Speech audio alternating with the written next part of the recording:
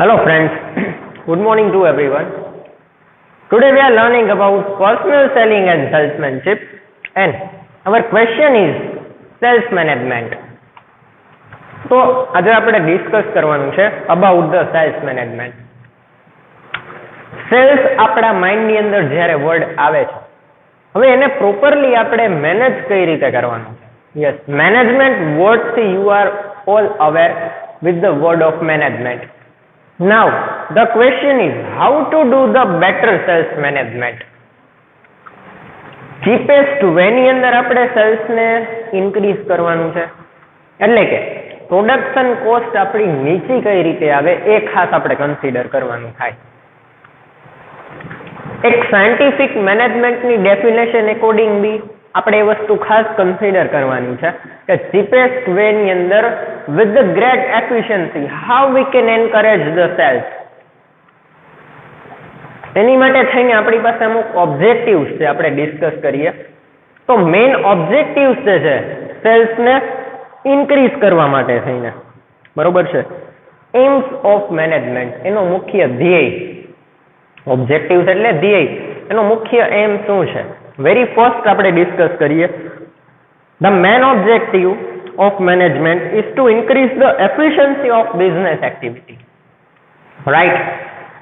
હવે તમામ પ્રકારની બિઝનેસ એક્ટિવિટી છે, એટલે કે તમે બિઝનેસને ઇન્ટરનલ મેનેજમેન્ટ જે છે એ ઇન્ટરનલ મેનેજમેન્ટને એફિશિયન્ટલી આઉટકમ કઈ રીતે કરો છો.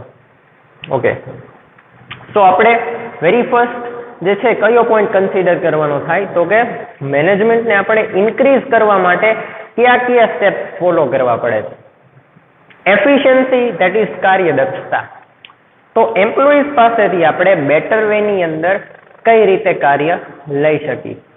ઓકે, તો મેન ઓબ્જેક્ટિવ જે છે કે આપણે એની એફિશિયન્સી જે છે એ ઇન્ક્રીઝ કરવાની છે. ટાર્ગેટ શું છે? ટાર્ગેટ છે કે મેનેજમેન્ટ પ્રોપર વેમાં કરવાનું છે. યસ. સેકન્ડ મેન ઓબ્જેક્ટિવ છે management is to keep employees satisfied and secured. Satisfied. હવે employees નું satisfaction જે છે that is main thing. અહીંયા આપણે લખ્યું છે keep employees satisfied. Okay, that is not enough. કેમ કે હવે satisfaction તો અહીંયા વાત આવે છે ફાઇનાન્સ રિલેટેડ, બરોબર છે કે ભાઈ સેલ્સમેન જે પ્રમાણમાં કાર્ય કરે છે એના પ્રમાણમાં એને એનું વળતર મળવું ખૂબ જ જરૂરી છે. તો અહીંયા વાત થાય છે કે એફિશિયન્ટલી આપણે સેલ્સને કઈ રીતે મેનેજ કરવાનું છે, પરંતુ એફિશિયન્ટલી સેલ્સને મેનેજ કરવામાં જે આપણી પ્રોડક્શન કોસ્ટ છે એ લો આવે, બરોબર છે, એટલે પ્રોફિટનું માર્જિન ઇન્ક્રીઝ કરી શકાય.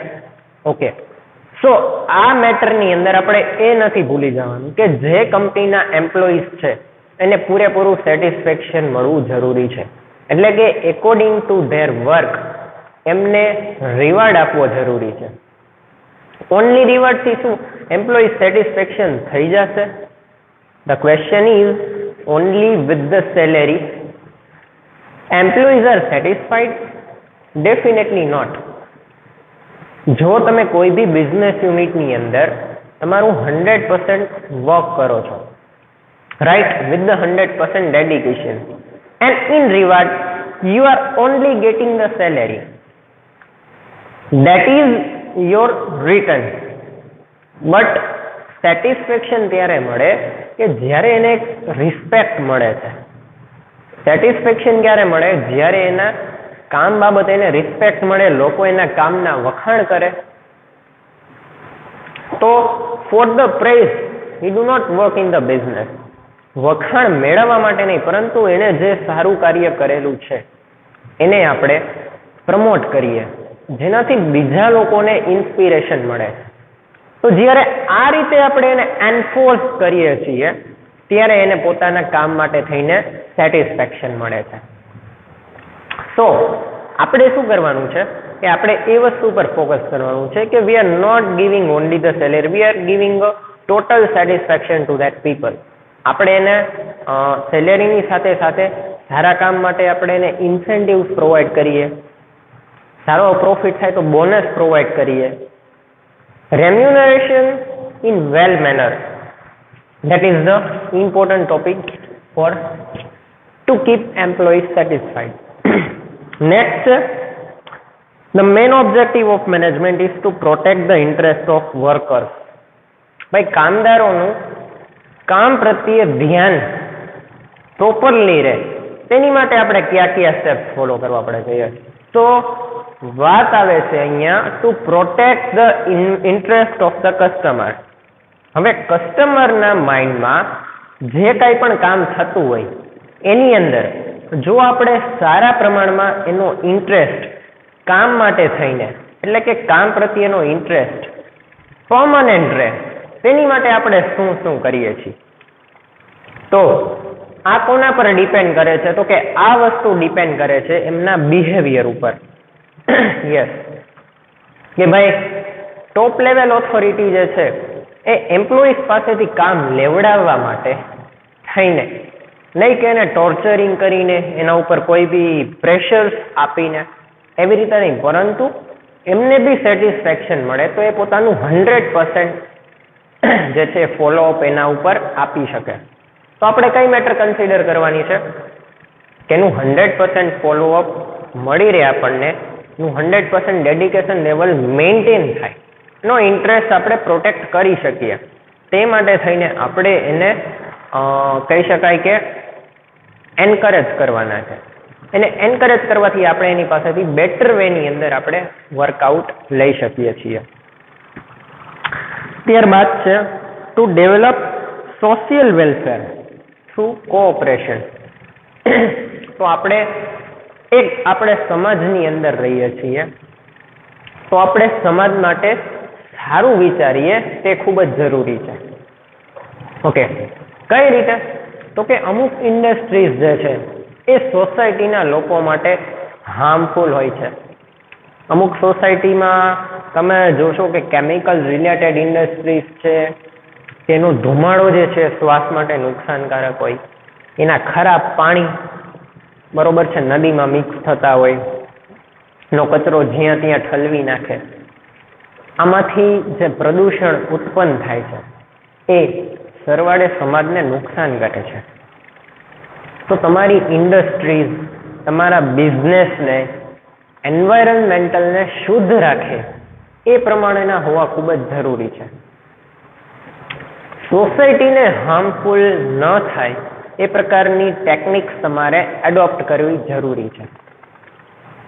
સપોઝ તમે એવું બી કરી શકો છો, યુ હેવ તો જો તમારું પ્રોફિટ માર્જિન સારું એવું છે તો એ પ્રોફિટમાંથી તમે એવા ગરીબ લોકો જે બધા અનાથ આશ્રમ છે, આ છે તે છે, એનજીઓસ છે, બરોબર, એને તમે વ્યક્તિગત રીતે તમારા હાથે જરૂરિયાતની વસ્તુ પહોંચાડી શકો છો. આ એક સમાજ કલ્યાણનું કામ છે. That is not part of business.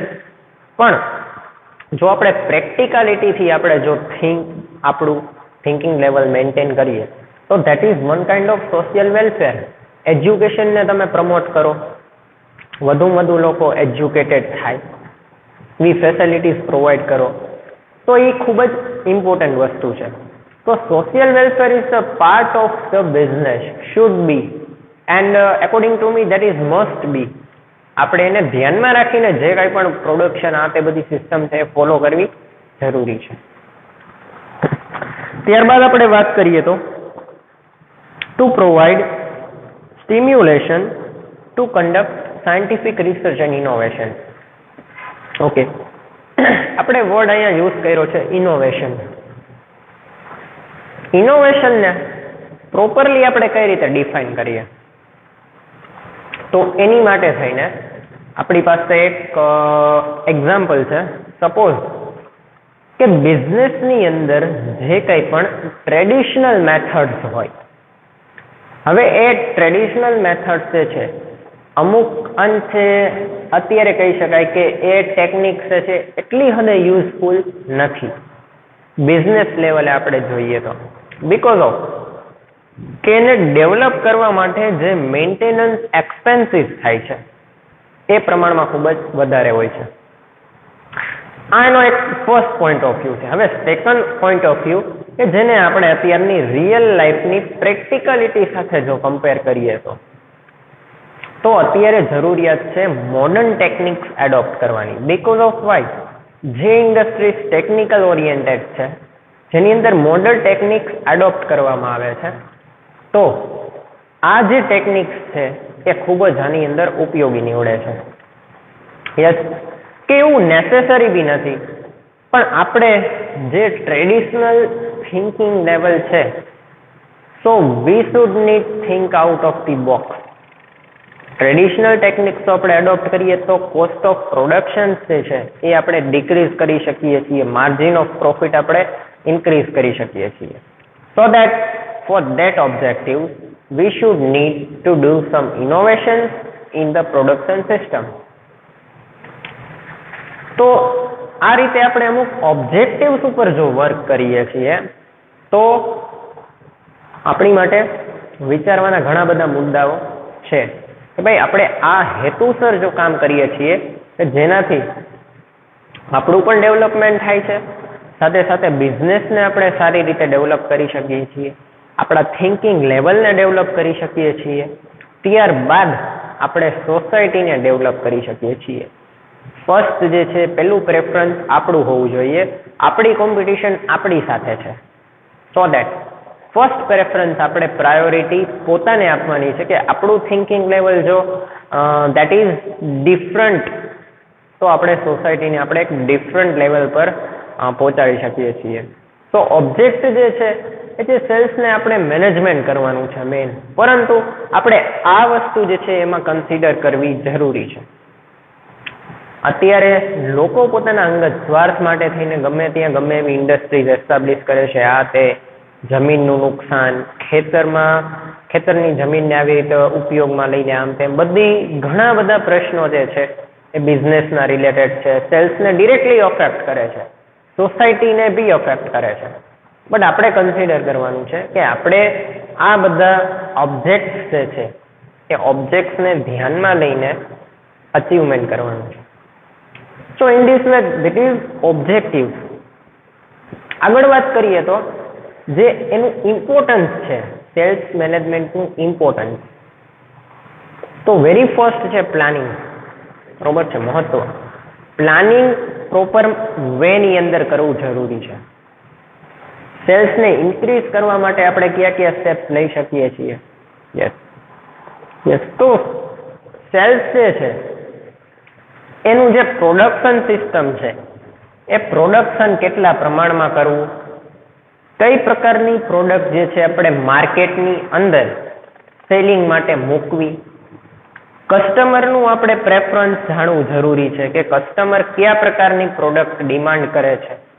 Okay, current market trend આપણે જાણવો જરૂરી છે કે માર્કેટની અંદર કરન્ટલી અત્યારે કયા પ્રકારનો ટ્રેન્ડ ચાલુ છે. તો આ બધી વસ્તુ પ્લાનિંગની અંદર કન્સિડર કરવામાં આવે છે. ત્યારબાદ છે product modification. Okay, product modification that is કે આપણે પ્રોડક્ટને મોડિફાઈ કરવાની છે. હવે વાત આવે છે પ્રોડક્ટ મોડિફાઈ કરવાની, તો કલર, ક્વોન્ટિટી, ક્વોલિટી, પેકેજિંગ, આ બધી વસ્તુ જે છે એ વ્યક્તિ જે છે કસ્ટમરને પ્રોડક્ટ તરફ અટ્રેક્ટ કરે છે. યસ, બે લેવલ હોય છે. ફર્સ્ટ લેવલ જે છે એ એના કલર, પેકેજિંગ ગાતે એ વસ્તુથી અટ્રેક્ટ થાય છે. સેકન્ડ છે કે મેચ્યોરિટી અટ્રેક્શન, તો કે લોકો ખાલી બહારથી ચમકતા પેકિંગ જોઈને અટ્રેક્ટ ન થાય, પરંતુ એની ક્વોલિટી, બેસ્ટ ક્વોલિટી પ્રોવાઈડ કરે છે, ક્વોન્ટિટી. તો after we are using this product, then we can get proper result that product is good or bad. તો આ બે લેવલ જે છે એ આની અંદર આપણે પ્રોડક્ટ મોડિફિકેશનની અંદર જોઈ શકીએ. Distribution, medium. હવે પ્રોડક્ટને ડિસ્ટ્રીબ્યુટ કરવાની છે. મોડિફાઈ કર્યા બાદ તમે માર્કેટમાં એન્ટર થાવ છો, તો માર્કેટની અંદર તમારે એ વસ્તુ ઉપર ફોકસ કરવાનું છે કે મોડિફાઈ થઈ ગઈ છે પ્રોડક્ટ, હવે આપણે એના ડિસ્ટ્રીબ્યુશનના વેરિયસ મીડિયમ્સ જે છે એ કન્સિડર કરવાના છે. તો કે આપણે પ્રાઇસ શું ડિસાઇડ કરેલી છે, કેટલી ક્વોન્ટિટીમાં પ્રોડક્ટ છે, ઓકે, તો ઘણા બધા મુદ્દા આપણે ધ્યાનમાં લઈને એકોર્ડિંગ ટુ ધ લોકાલિટી કઈ જગ્યાએ કેટલા રૂપિયાની પ્રોડક્ટ જે છે એ લોકો દ્વારા એને પ્રેફરન્સ આપવામાં આવશે. મિડલ ક્લાસ એરિયા હોય તો એની અંદર આપણે પ્રાઇસનું લેવલ, ક્વોન્ટિટીનું લેવલ એ પ્રમાણે સેટ કરવું પડે છે. રીચ ક્લાસમાં એ પ્રમાણે સેટ કરવું પડે છે. તો આ બધી મેટરને આપણે ઇન્ક્લુડ કરવામાં આવે છે ડિસ્ટ્રીબ્યુશન મીડિયમ. તો આપણે એને ખૂબ જ સાવચેતીપૂર્વક એટલે કે ખૂબ જ એમ કહેવાય કે રિસર્ચ કર્યા બાદ સિલેક્ટ કરવું જરૂરી છે. ત્યારબાદ છે sales technique, technique of sales. આનો એક ઇન્ડિવિજ્યુઅલ ક્વેશ્ચન આપણે સમજી લીધેલો છે. સેલ્સ ટેકનિક, કઈ પ્રકારની ટેકનિક યુઝ કરવાની ડ્યુરિંગ ધ સેલ્સ. તો ટેકનિક્સ જ્યારે વાત આવે ત્યારે આપણે વિચારવાનું છે as a practical base. Because of why કે સપોઝ એક રિટેલર પ્રોડક્ટનું સેલ કરે છે, એક સેલ્સમેન પ્રોડક્ટનું સેલ કરે છે, બંનેના બિહેવિયરની અંદર તમને કઈ બી ચેન્જીસ દેખાશે. If you are compare then behaviour તો એની અંદર તમને ચેન્જીસ જોવા મળશે. કઈ રીતે? તો કે સેલ્સની જે ટેકનિક્સ એ વ્યક્તિ એડોપ્ટ કરે છે એ કઈ રીતની છે. હવે સેલ્સમેન જો પ્રોડક્ટ સેલિંગ કરશે તો એ પર્સનલી વ્યક્તિના કોન્ટેક્ટમાં આવે છે. જ્યારે પર્સનલી એ વ્યક્તિના કોન્ટેક્ટમાં આવે ત્યારે એના પ્લસ પોઈન્ટ, એના ફીચર્સ, એનું ઇમ્પોર્ટન્સ, ઓકે, એના યુઝેસ, બીજા વ્યક્તિ પાસેથી મળેલા રેફરન્સીસ અથવા તો ક્વેરી, તો આ બધું સોલ્યુશન સેલ્સમેન પાસે on the spot face to face થાય છે. જ્યારે વાત કરીએ રિટેલરની, તો રિટેલર પાસે 8, 10, 15 ઘણા બધા બ્રાન્ડની પ્રોડક્ટ છે. હવે કસ્ટમર આવીને પ્રોડક્ટ માંગશે અને રિટેલર એને પ્રોડક્ટ આપી દેશે અને જે તે પૈસા છે કસ્ટમર રિટેલરને આપી દેશે. તો આની અંદર પ્રોડક્ટનું કોઈ પણ પ્રકારનું પ્રમોશન થતું નથી.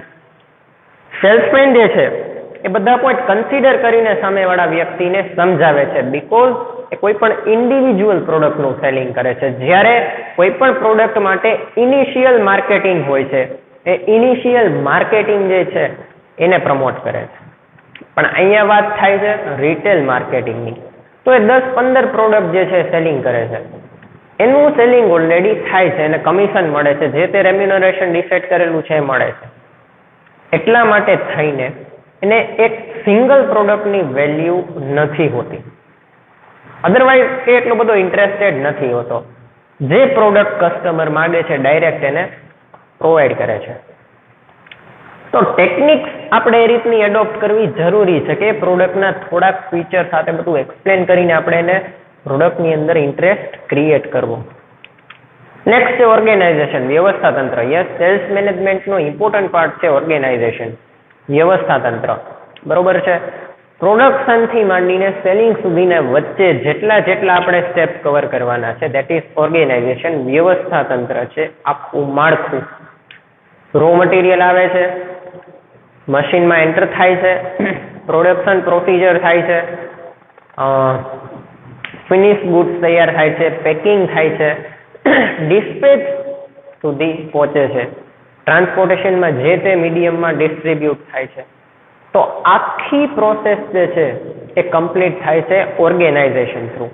હવે ઓર્ગેનાઇઝેશનનો મેઇન પાર્ટ છે કે આખી પ્રોસિજરને પ્રોપર વેમાં મેનેજ કરવી.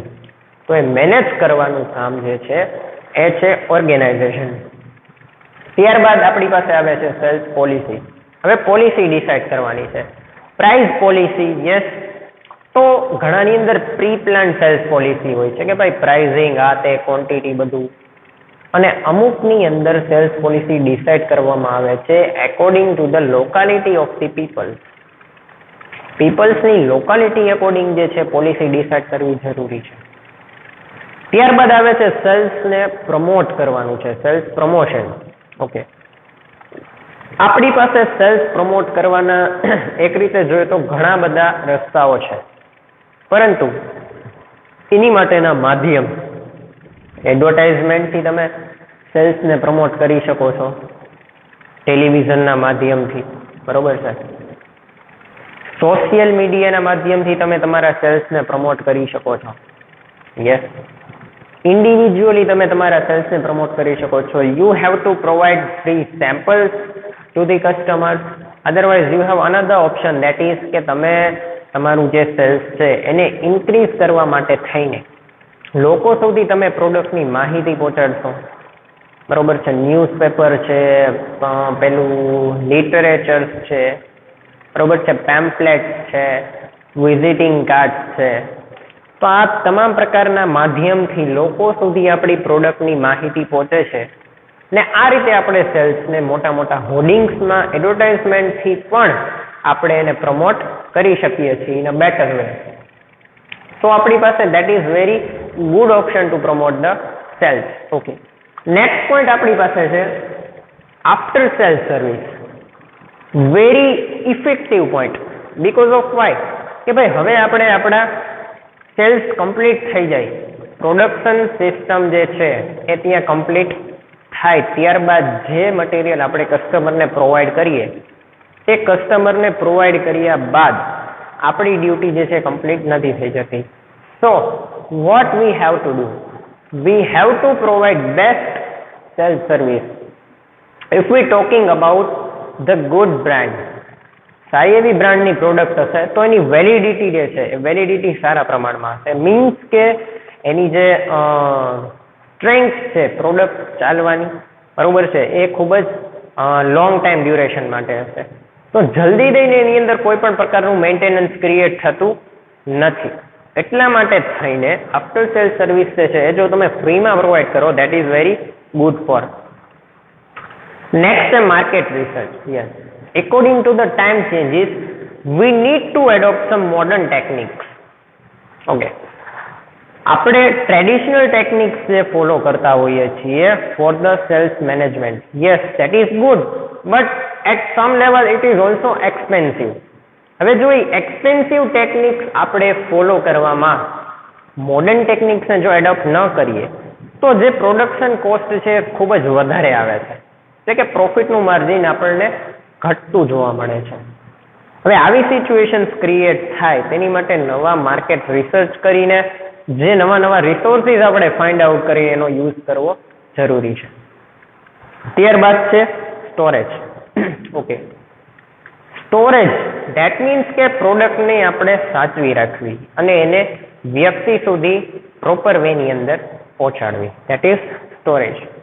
તો આ એક છે કે આટલા ઇમ્પોર્ટન્સના પોઈન્ટ આપણે આની અંદર કવર કરવા જરૂરી છે ડ્યુરિંગ ધ સેલ્સ. આ મુદ્દા યાદ રાખવા ખૂબ જ જરૂરી છે.